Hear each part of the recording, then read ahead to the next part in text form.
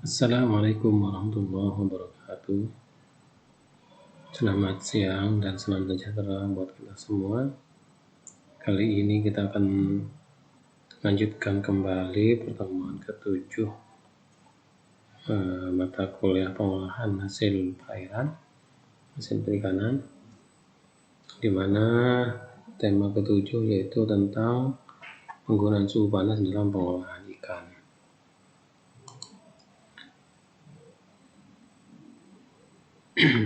Hasil perikanan atau produk yang berbasis pada ikan itu mempunyai beberapa sifat. Yang pertama, produk hasil perikanan belum begitu banyak ditemukan di dalam masyarakat, ya. Jika dibandingkan dengan produk makanan lainnya, maka produk hasil perikanan itu tidak begitu banyak. Yang kedua, kualitas yang dihasilkan dari produk hasil perikanan itu tidak bisa diprediksi. Jadi kualitasnya itu tidak seragam. Kadang kualitasnya bagus, gitu ya. Tapi kadang untuk produksi berikutnya kualitasnya tidak terlalu bagus. Nah, itu tergantung pada faktor-faktor, terutama faktor lingkungan, karena sebagian besar produk hasil perikanan itu diproses dengan menggunakan metode pengolahan secara tradisional. Selain itu juga produk hasil perikanan dalam pemrosesan minimalnya itu berfluktuasi. Hal ini tergantung pada musim ikan. Jadi ketika musim ikan itu ada, maka proses pengolahan ikan bisa tercapai sesuai dengan target. Namun jika musim ikan tidak ada, maka pengolahan biasanya berkurang. Kemudian variasi dari tingkat kesegaran bahan baku, ya, itu tergantung pada penanganan yang dilakukan. Jadi kadangkala bahan baku yang digunakan untuk pengolahan itu kesegarannya bagus, kadangkala tingkat kesegarannya itu berkurang. Nah, inilah sifat dari hasil perikanan, terutama yang menggunakan metode pengolahan secara tradisional. Hal ini berakibat pada sifat fungsional bahan baku yang digunakan, yaitu antara segar dan beku. Karena untuk beberapa jenis ikan, gitu ya, digunakan dalam bentuk beku, ya, seperti produk-produk pengalengan, gitu ya. Nah, itu kan bahan bakunya kadangkala bersifat musiman. Jadi ketika musim ikan, biasanya bahan baku itu dibekukan. Nah, itu nanti digunakan dalam bentuk beku untuk pengolahan pengalengannya. Nah, semua sifat dari hasil perikanan ini memerlukan sebuah teknik pengolahan sehingga beberapa sifat tadi bisa dikurangi dampaknya. Nah, salah satu pengolahan yang bisa dilakukan yaitu dengan menggunakan suhu atau disebut sebagai thermal processing. Apa itu thermal processing?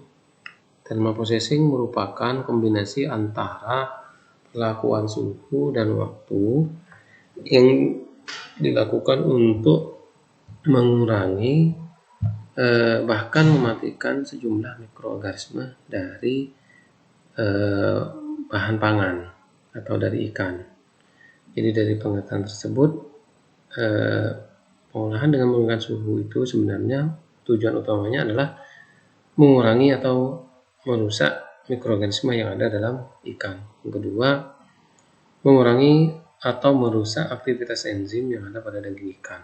Dan yang ketiga adalah untuk menghasilkan perubahan secara fisik dan kimia. Karena pengolahan itu pastinya ada perubahan secara bentuk atau fisik dan perubahan secara komposisi kimia yang ada di dalam daging ikan. Seperti penjelasan minggu kemarin bahwa pengolahan itu bisa menyebabkan perubahan-perubahan baik secara fisika maupun secara kimia pada daging ikan, terutama pada kandungan protein dan lemaknya.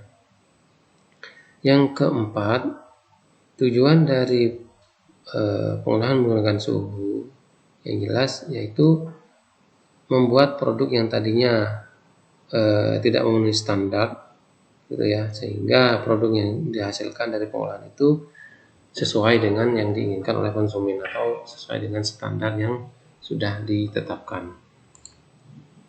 Nah, metode pengolahan dengan menggunakan suhu itu bisa dikategorikan menjadi dua. Yang pertama adalah pengolahan dengan menggunakan suhu sedang atau rendah. Nah, tujuan dari metode pengolahan jenis ini yaitu untuk merusak semua mikroorganisme yang sensitif terhadap panas. Namun, pengolahan dengan metode ini tidak efektif terhadap mikroba termodurik, yaitu mikroba yang sensitif terhadap bisa bertahan terhadap panas, namun tidak bisa berkembang biak dengan baik. Yang kedua yaitu pengolahan dengan suhu tinggi. Nah, pengolahan metode ini bertujuan untuk merusak semua mikroorganisme termodurik, ya. Jadi yang tadinya mikroba yang masih bisa bertahan pada suhu rendah, dengan menggunakan suhu tinggi ini diharapkan mikroba tersebut bisa rusak, gitu ya.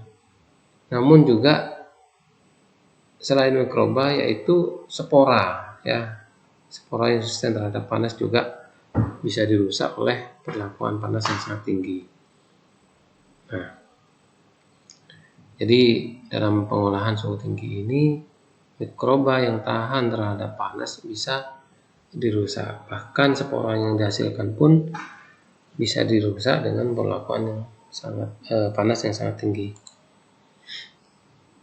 Jadi pada prinsipnya pengolahan dengan menggunakan panas itu yaitu menonaktifkan atau merusak mikroorganisme yang ada dalam bahan pangan. Dengan rusaknya mikroba tersebut diharapkan bahan pangan atau ikan itu bisa bertahan lama atau tidak rusak, atau bisa bertahan lama untuk disimpan. Sebagian besar bakteri itu bisa mati dengan perlakuan panas, yaitu sekitar 80-90 derajat Celcius itu sudah bisa mati. Namun beberapa jenis bakteri lain, terutama untuk bakteri patogen dan yang berspora, itu tidak bisa mati bahkan sampai suhu 100 derajat Celcius. Nah, untuk itu maka diperlukan metode lain yang bisa mengkombinasikan antara panas dengan tekanan sehingga dihasilkan suhu di atas 100 derajat Celcius. Nah, inilah yang disebut sebagai dalam pengolahan panas itu disebut sebagai pengolahan dengan metode sterilisasi, gitu ya. Jadi menggunakan suhu yang sangat tinggi dengan waktu yang sangat singkat. Supaya apa? Supaya mikroba patogen yang ada di dalamnya, itu mikroba yang berspora itu bisa mati, dan suhu yang singkat itu dengan tujuan supaya tidak terjadi perubahan yang merugikan dengan komponen kimia yang ada di dalam daging ikan. Jadi suhu yang sangat tinggi sekali, namun waktu yang digunakan sangat pendek, sehingga tujuan untuk mematikan mikroba tercapai, namun tidak merusak dari sifat kimiawi yang ada dalam daging ikan. Nah, dari metode pengolahan dengan suhu panas itu bisa digolongkan menjadi pertama adalah blanching, yang kedua adalah pasteurisasi, yang ketiga adalah sterilisasi, yang keempat bisa kombinasi antara beberapa metode yang sudah disebutkan tadi, dan juga ada beberapa metode yang khusus menggunakan suhu sangat tinggi, contohnya adalah canning, pengalengan, ya, atau frying, pengeringan dengan menggunakan suhu panas.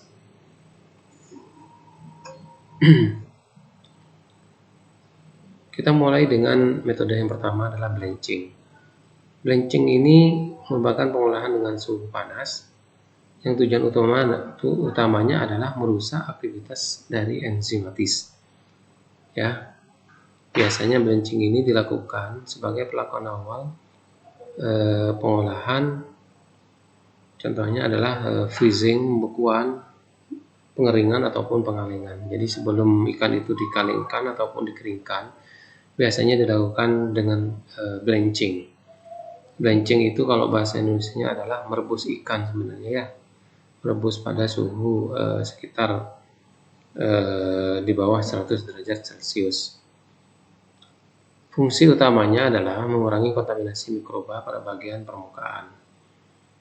Kemudian melembutkan jaringan atau otot pada daging ikan. Yang ketiga adalah membuang air yang ada di ruang intraseluler daging ikan, yaitu air yang bersifat bebas. Dalam daging ikan bisa dibuang. Dengan cara apa? Dengan cara melepas ikatan-ikatannya atau membuka pori-pori daging ikan sehingga air yang ada di dalam daging ikan itu bisa keluar. Metode blanching itu dilakukan pada air panas atau suhu 100 derajat Celcius, atau bisa dilakukan dengan cara steam, gitu ya. Nah, faktor yang mempengaruhi dari proses blanching yaitu pertama, jenis ikan, yang kedua, ukuran dari ikan, yang ketiga, suhu yang digunakan, yang keempat, metode pemanasan yang dilakukan. Jadi jenis ikan, jadi ikan-ikan tertentu dengan komposisi kimia tertentu itu akan mempengaruhi terhadap metode blanching.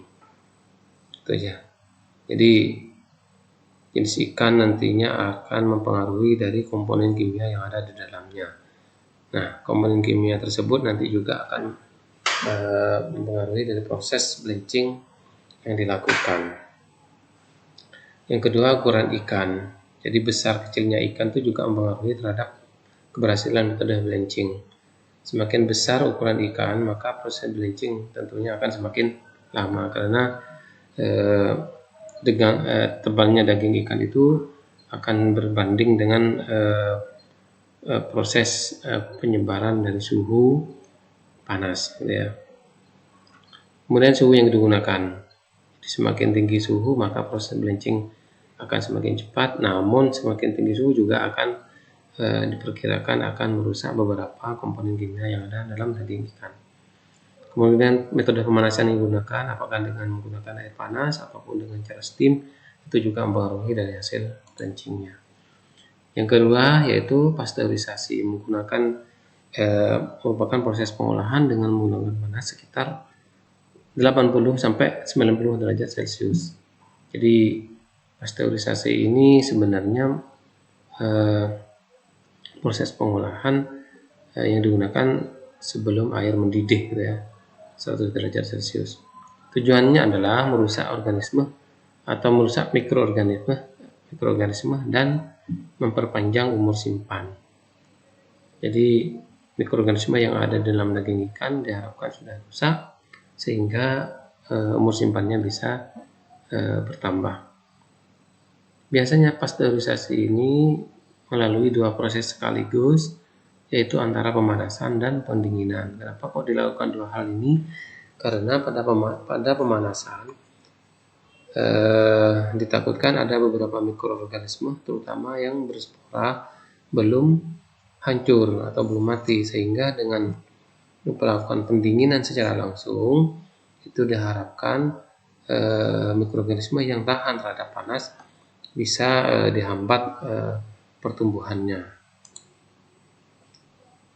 Pasteurisasi dilakukan sekitar suhu 90 derajat Celcius atau lebih, gitu ya. Kemudian alat yang digunakan biasanya berupa autoclave, yaitu dengan kombinasi antara pemanasan dan bertekanan.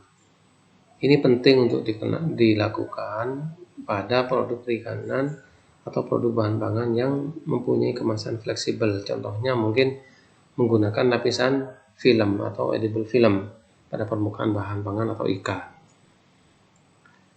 Dengan autoclave ini diharapkan distribusi suhu lebih merata dan lebih baik karena ada penambahan tekanan, gitu ya, sehingga suhu itu bisa merata ke seluruh permukaan daging ikan, bahkan penetrasi suhu ke dalam tubuh ikan itu terjadi dengan baik karena ada tekanan. Kemudian tekanan juga penting untuk perpindahan panas dan untuk keamanan produk. Jadi pasteurisasi itu biasa rata-rata menggunakan metode atau alat yang disebut sebagai autoclave, yaitu antara pemanasan dan tekanan. Nah, inilah gambar dari pasteurisasi. Jadi ikan atau produk yang masih fresh itu kemudian dilakukan pemanasan. Setelah pemanasan langsung dilakukan pendinginan sehingga mikroba dalamnya itu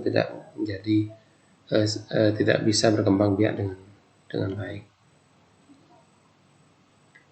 Tujuan dari utama pasteurisasi yaitu menonaktifkan sel vegetatif, namun tidak dimaksudkan untuk menonaktifkan spora karena suhunya hanya sekitar 90 derajat Celcius. Jadi bakteri berspora dalam proses pasteurisasi itu pastinya masih hidup. Maka dari itu pasteurisasi biasanya menggunakan dua metode tadi, yaitu pemanasan dan langsung didinginkan, seperti itu. Nah, untuk mengatasi beberapa bakteri yang berspora tadi, biasanya dilakukan kombinasi antara suhu dengan kemasan vakum.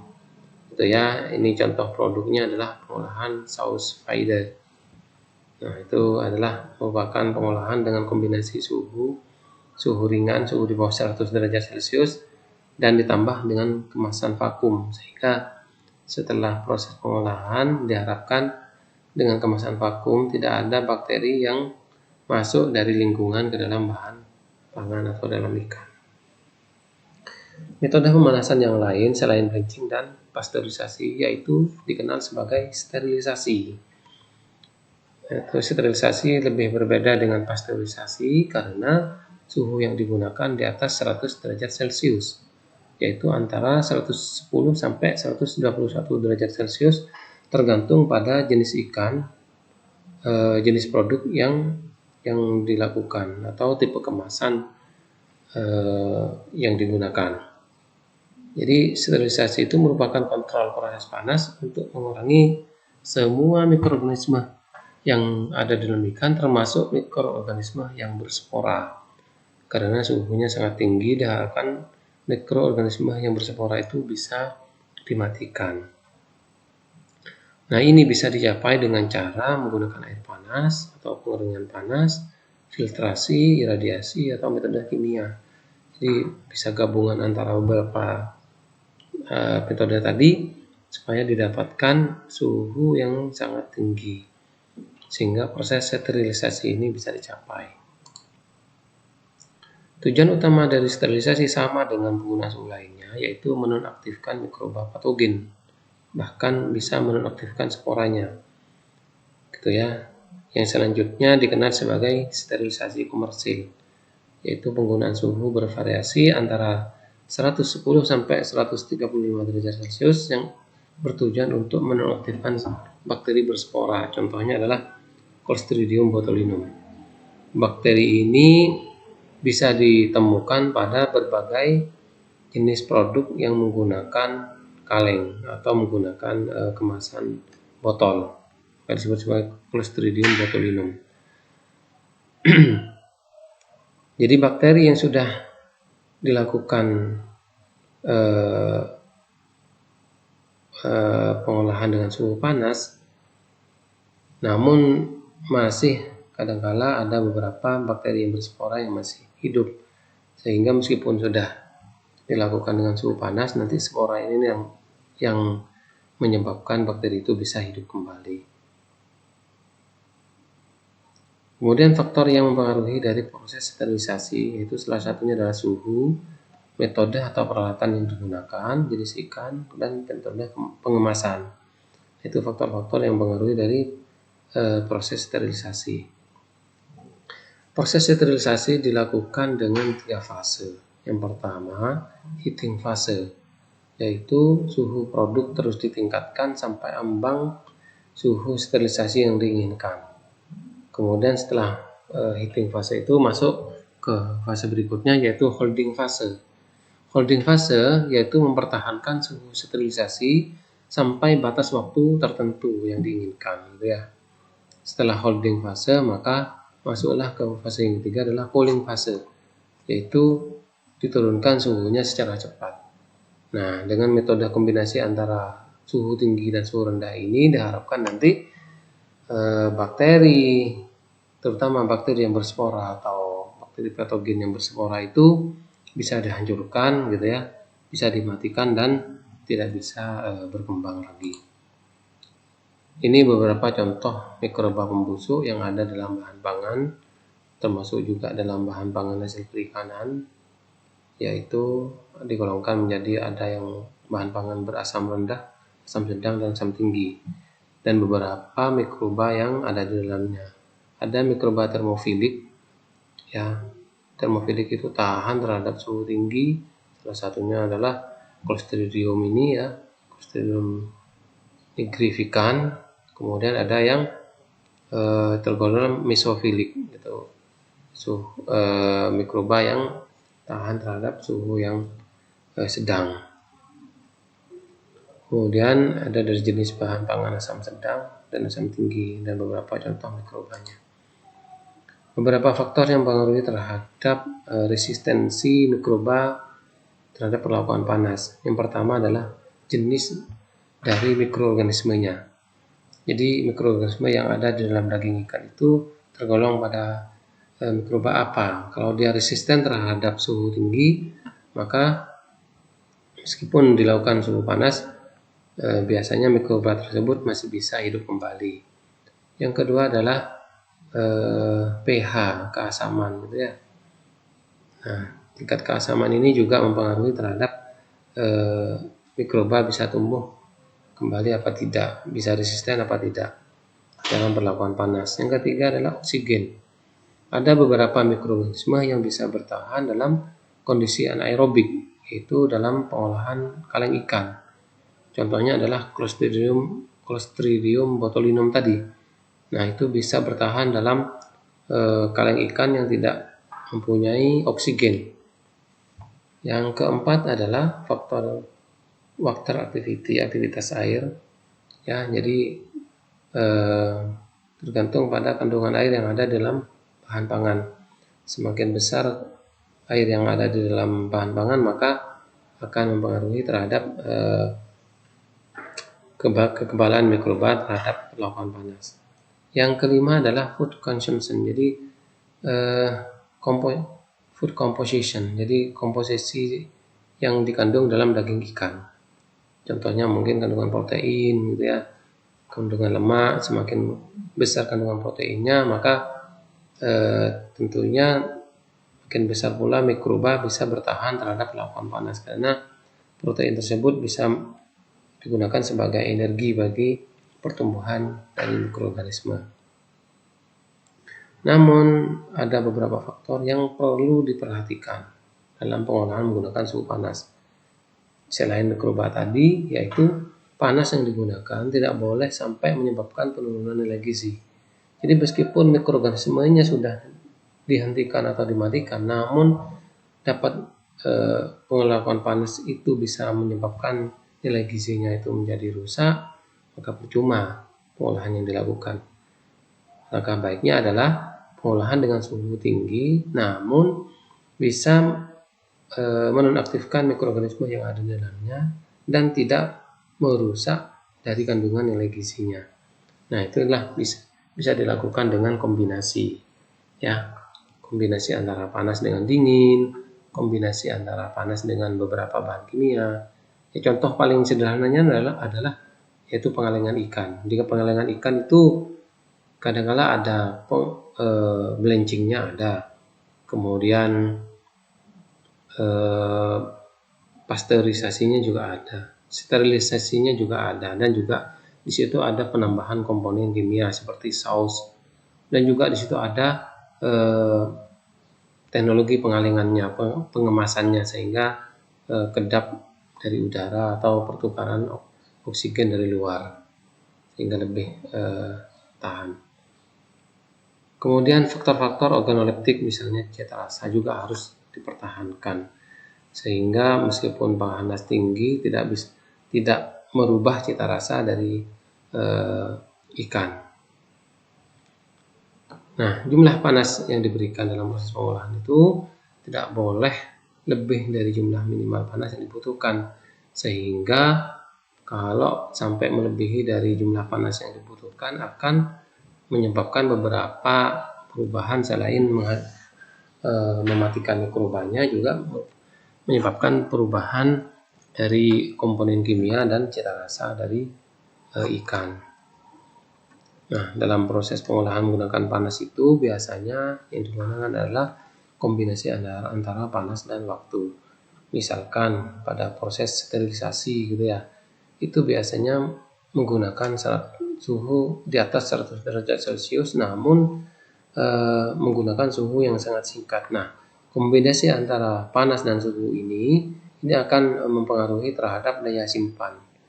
Daya simpan dari produk dalam hal ini adalah jenis mikroba yang akan dinonaktifkan, jenis mikroba apa. Nah, itu tergantung pada suhu dan waktu yang digunakan. Mungkin ini yang bisa saya berikan dalam pertemuan kali ini tentang penggunaan suhu panas dalam proses pengolahan daging ikan. Mudah-mudahan bisa dipahami. Jika ada hal yang tidak dimengerti atau perlu ditanyakan, bisa ditanyakan lebih lanjut. Terima kasih. Assalamualaikum warahmatullahi wabarakatuh.